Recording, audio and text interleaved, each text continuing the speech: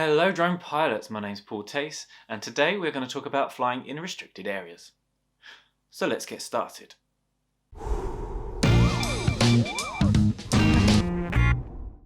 Okay guys, so in this video I'm going to talk you through what the restricted areas are. I actually did it in London, so I'm going to be focusing more on London, but it will apply to other places as well across the UK.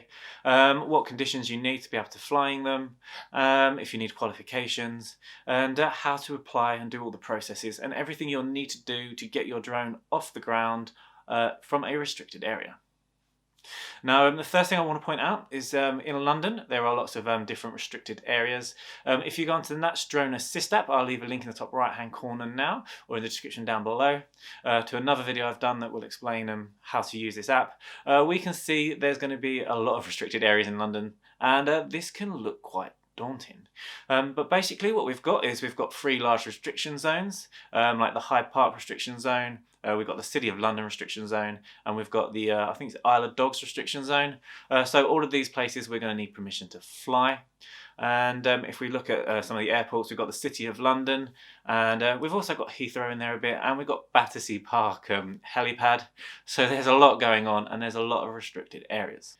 Now, there's another thing I want to point out, and that's that on the Nats Drone Assist app, there is actually an incorrectly placed restriction zone that is actually aimed towards helicopters and not drone pilots.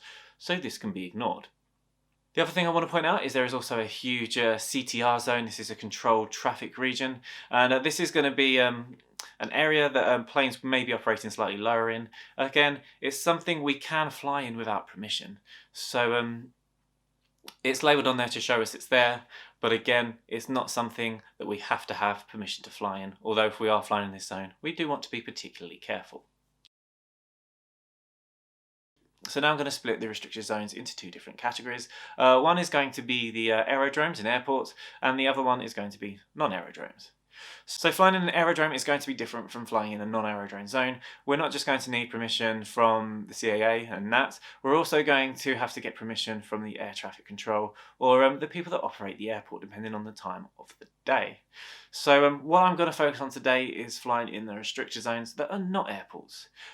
So for me personally, I'm going to focus on the R15 zone, which is the Hyde Park zone, and I'm going to tell you everything I had to do to basically get permission to fly in this area and to be able to take my drone off legally on this piece of land.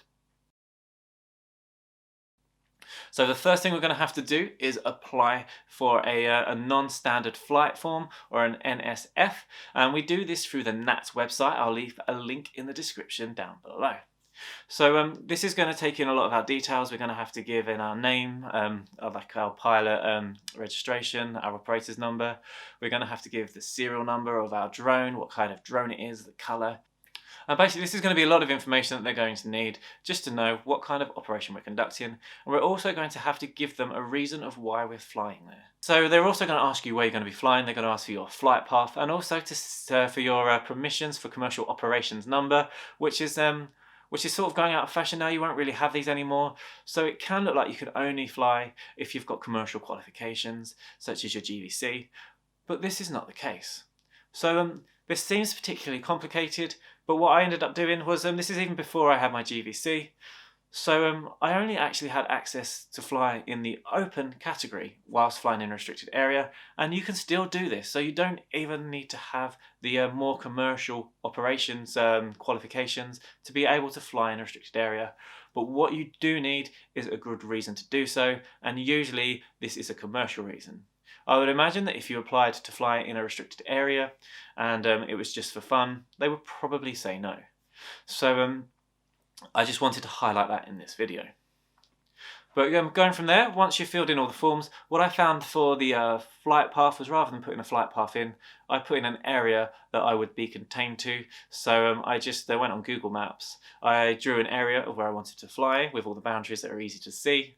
And also within the area I was flying, there were clear boundaries with a fence line, so I knew I could easily stay within the boundaries. And there was not a lot of public access to this area, so it made it a lot easier to fly there safely. I was also flying outside of operating hours of the business, so it was closed to public, so the only people there would be people that were involved with the flight. But also I was using my Mini 2, so I could even fly over uninvolved people if necessary. So we still have to follow the drone code laws, and we still have to, if we're flying this open or specific category, we'll still have to follow those laws. But with the Mini 2, where you can fly over uninvolved people, I could do this easily. So okay guys, so when you're applying for a non-standard flight form for NATS, this is going to take a while to come through. It can take up to 28 days. So you need to plan well in ahead of when you're going to be flying.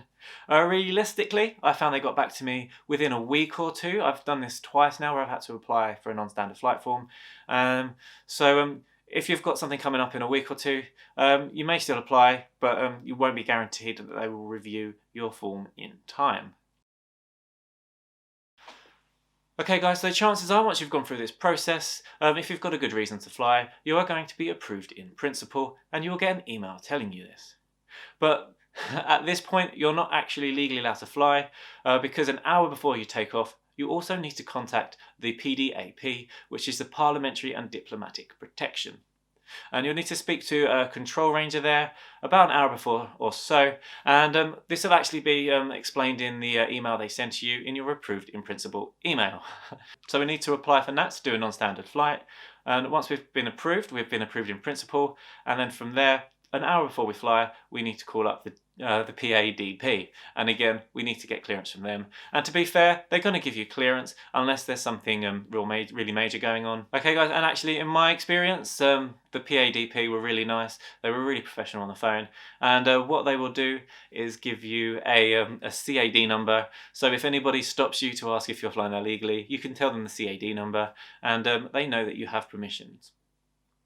Now, now that seems like a really long process, but it's actually not too bad, and I found it was actually quite easy. Once you know what you're doing and you've done it once, it's easy to do again and again. So what I'd like to point out now is even if you've got permission from the PaDP and also from NATS, you're still going to have trouble taking your drone off, and this is because it's going to be locked on your drone. So you're also going to have to apply to DJI, if you're flying obviously a DJI drone, to make sure you can unlock your drone. Another thing we've got to bear in mind is we're also going to need a landowner's permission.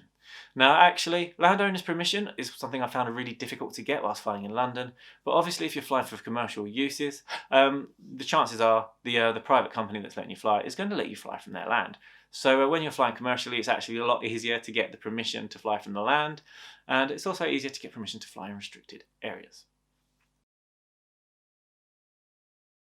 Okay guys, so how do we get permission to take off our drone in a restricted area from DJI? Now, I personally used a Mini 2, which means I was using the DJI Fly app. So it's going to change depending on which app you use, but I'll quickly give you an overview of what we had to do for that. So what I had to do is go to the DJI Fly Safe website, and from there I had to put in a request to be able to fly in a restricted zone. Part of this request was obviously to fill in all my details. They had to have a lot of information. They had to know where I wanted to fly and the specific area within the restricted zone, and they also wanted to see that I had approval. So I had to get approved in principle before I could then apply to unlock the zone with with DJI. So that was a bit of a palaver, but actually, it's something that sounds quite complicated, but once you've done it, it's quite simple and it's easy to get. Now, one thing I did find difficult to fill in at first was flying my flight controller serial number. So if I looked on the box, on the drone, and on the remote, and I could not find this anywhere. But if you're having trouble finding it, all you have to do is if you go into the menu on the DJI Fly app, you then go through to the About section at the end, and then you can scroll down, and once your drone is connected to your remote and obviously your phone's attached, you'll be able to find your flight controller serial number in there. And again, we'll just fill that in, and then we'll send that off to DJI. So once you've done this, it should be within a day. DJI will send you through an email saying that you can take off from this area, and they will send you a certificate to your phone, basically on the Fly app, to say that you can now take off from that area. But you still need to activate this certificate. So what you need to do is you need to go through to your profile on your phone. You can then go down to the bottom to settings, and then go through to unlock geozone. When you get to unlock geozone, at the top it will say account unlocking licenses. You can then click on them and tell them that's the one you wish to use. You can then click on aircraft unlocking licenses and then activate it from there. So if you don't go through this stage, you're not going to be able to take off in a restricted area. But once you've activated all the certificates required, you'll then be able to take off. Now this license will last for 24 hours on the day you have requested it to work. Okay guys, so now we've got permission from NATS, we've got permission from the PaDP, and we're going to have permission from DJI to be able to actually physically take off and unlock that on our phones. It's important to note that even though we're taking off from a restricted area and we've got permission from all these people, we still need permission from the landowner as well. So it is a long process, but it is actually quite doable, and once you've applied for everything, it actually is really easy, and it's no different from flying in any other situation. And we're also still going to have to follow the drone code and the laws from the CAP 722. Okay guys, now I've actually found it more difficult to fly outside of restricted areas in London than fly inside restricted areas in London, purely because it's harder to find landowners that will let you take off from their land. So I'm actually doing a video about that. It hasn't come out yet. If that sounds of interest to you, hit that subscribe button and you'll know as soon as that comes out. If you'd like any more information on the restricted areas in London, I've got a really informative video that I've shot with Colin Froud, who is a senior trainer at iRed. So he knows his stuff, and he can take you through all the areas you can and cannot fly in London in great depth. I'll leave a link to that video right now. And I hope to see you in the next one.